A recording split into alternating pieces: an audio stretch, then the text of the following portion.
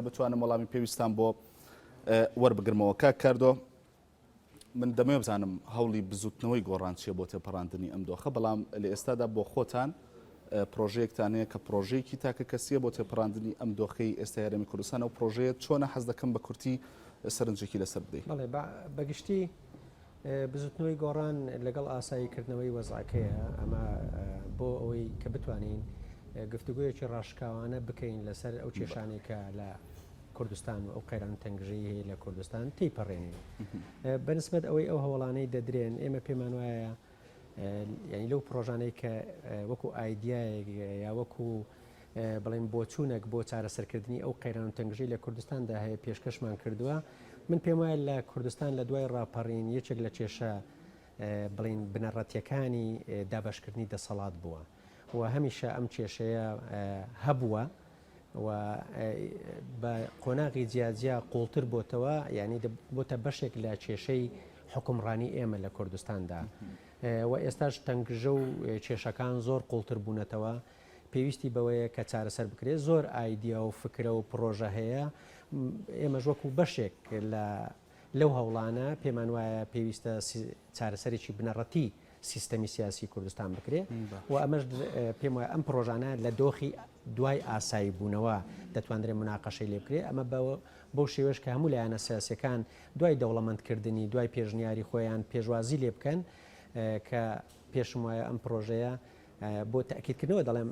بەدیلی پەرلەمان نییە، بەڵکو بەهێزکردنی دامەزراوە یاساییەکانە جۆرێکە لە سینات ئێمە بەخۆمان دەزانین لە زۆربەی دنیا. بەس بم بوورەکە کاردۆ بۆی کە دەڵی بەدیلی پەرلەمانیە، چونکە سەرنجێکی زۆر لەسەرەوە دروست بوو کە پرۆژەکەی ئێوە زۆرتر بۆ کەمکردنەوەی ڕۆڵی پەرلەمانە، بۆی پێشنیاز دەکەن لەوێدا کە ئەنجومەنێکی دانایان دابمەزرێ. مەبەست چییە لەو ئەنجومەنە یان ڕۆڵدان بەو ئەنجومەنە چی دەبێت؟ ئەگەر ئێمە ئەزمموی وڵاتانی پێشکەوتوو ڕەچاو بکەین، لە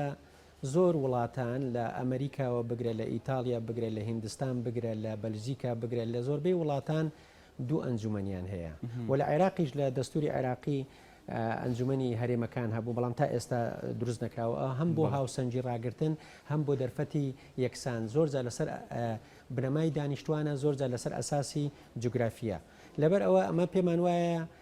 بوونی ئەو دوو مەجلیسە ڕۆڵی دامەزراوە یاساییەکان بەهێز دەکات بە پەرلەمان لە پاڵ پەرلەمانە لە پاڵ پەرلەمانە بەڵێ لە پاڵ پەرلەمان دامەزراوەش کەمان دەبێت دامەزراوەیەکی یاساییە لە زۆربەی دنیا. طبعاً ئێمە بە جیاواز لە دنیا هەر وڵاتێک بە پێی تایبەتمەندی خۆیتی. بۆ نمونە لە وڵاتی هیندستان سەرۆک کۆمار دەتوانێت دەکەس بەخۆی دابمەزرێن. لە ئیتالیا مەسەرەن بە شێوازێکی کێ سیناتەکەیان هەر وڵاتە تایبەتمەندی خۆیە، بەڵام ئەمە بە تایبەتمەندی کوردستان چۆن بتوانین کێشەکانی خۆمان چارەسەر بکەین، پرۆسەی بڕیار لە دەرەوەی موسسات بخەینە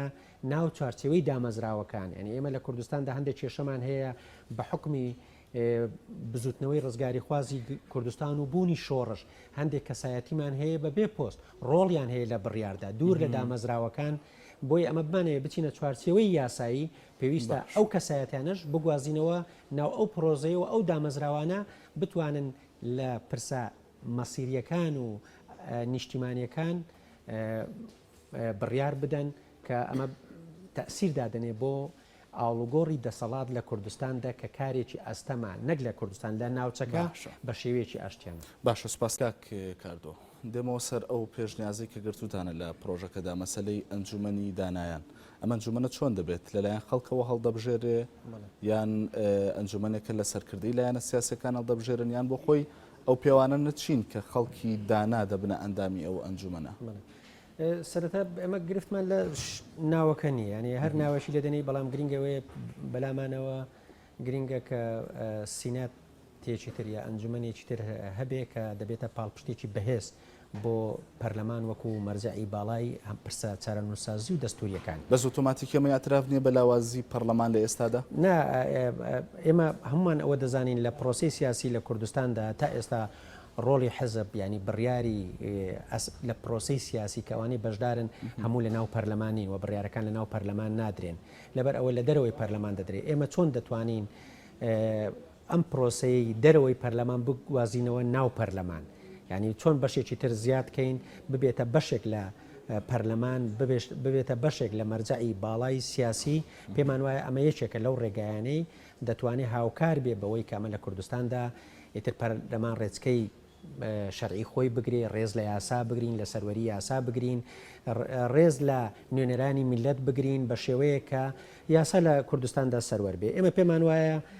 دەکرێت لە هەر پارێزگایەک 3 کەس هەڵبژێردرێت بە وەکو نوێنەرانی خەڵکی کوردستان ئەمە سەرڕای نەتەوەی تورکمان کرد و ئاشووری کە نوێنەریان هەبێ لەوانەیە کە 5 کەس لەوانەیە کە لە بزوتنەوەی ڕزگاری خوازی کوردستان و لە پرۆسی سیاسی ڕۆڵیان هەیە وەکو کەسایەتی ینی لە هەموو وڵاتانی دنیاش ئەو کەسایەتیانە هەیە و لە بەریتانیا لۆرت هەیە لە پیران لە ئەمریکا هەیە لە ئیتالیا هەیە لە هەموو ئەو شوێنانی وڵاتانی دنیا هەیە 5 کەس لەوانە وەکو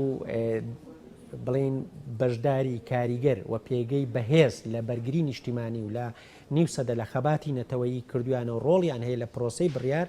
لەو ئەنجومەنە بن بەدانان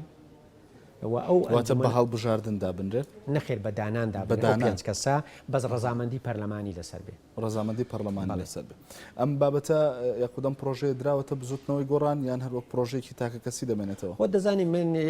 یەکێکم لە هەڵسوڕاوانی گۆڕان و هەر ئایدیایەک یا فکرێک پرۆژەیەکمان هەبێ لەگەڵ هاوڕێکانمان باسی دەکەین و مناقەشەی دەکەین وەکو کەسایەتی بەڵام وەکو هەڵوێستی فەرمی گۆڕان هیچ وەڵامێکم وەرنەگرتووە لەسەر ئەو پرۆژەیە بەڵام من پێم وایە ئەم 5 لایەنە لە گفتوگۆکانیانە بۆ وەکو دەواازەیەک بۆ چارەسەری کێشەکان لە کوردستان هەم پرسی دەستور هەم پرسی سەرۆکایەتی هەم بڕیاردان لە پرسە گرنگەکانی کە پەیوەندی بە ئاسایشی نیشتیمانی هەیە پەیوەندی بە سیاسەتی دەرەوەیە پەیوەندی ئەوانە ڕۆڵیان هەیە لە بڕیارەکان ئەو کەسایەتیانە دەتوانن بەشداریی کاریگەر بن یا ژوورێکی تر بن لە پەرلەمان ڕۆڵیان دەبی لە بەهێزکردنی دامەزراوە یاساییەکان لە کوردستان و نوێنەرانی کوردستان و ڕۆڵیشان دەبێت لەوەی کە ئێمە خۆمان دەزانین لە ئاڵوگۆڕەکان و حتا لە پاراستنی ئەو هێزانەی کە خەڵکی کوردستان دەنجیان پێداون یعنی ئێمە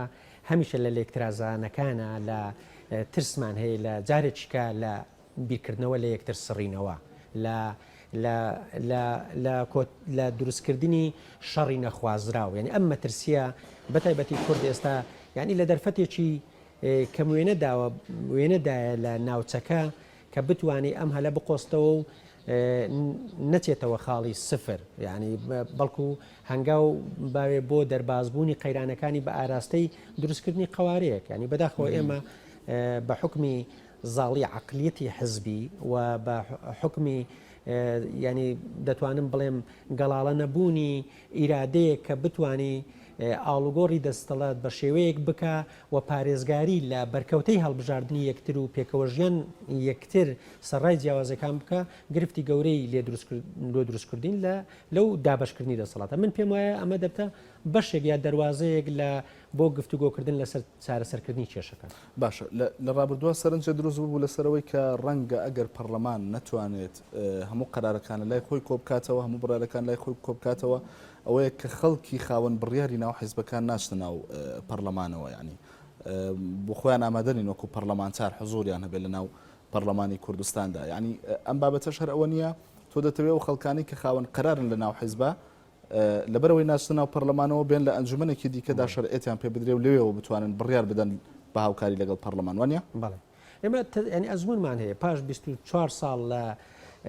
هەڵبژاردن و لە پرۆسی سیاسی و لە بوونی دامەزراوەیی تا ئێستا نەمانتوانی ئەو پرۆسی بڕیارە بخەین و ناو دامەزراوەکان بە تایبەتی پەرلەمان ینی بۆ نمونە ئەو کەسایەتیانەی کە لە بزوتنەوە ڕزگاری خوازی کوردستان شوێنیان هەیە یا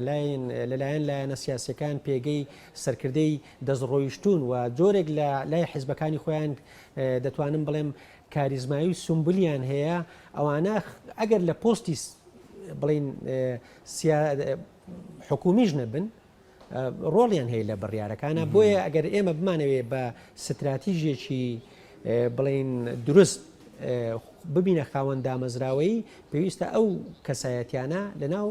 دامەزراوە سیاسەکان و دامەزراوەکانی کە نوێنەرایەتی میلەتەکە دەکەن کاتەوەچیانی پرۆژەکە بۆ ئەوە نەبێت یان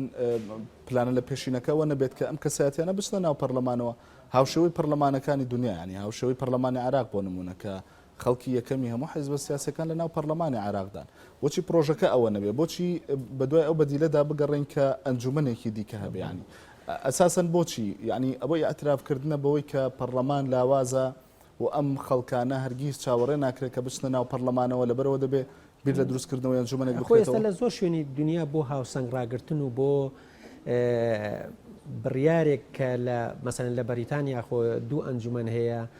لە ئەمریکا دوو ئەنجومەن هەیە بەمانە ئەوە نیە ئەنجومەنی نوێنەران بێدەسەڵاتن بەڵام ئیشوکارەکانیان یا هاوکاریکردنیان یا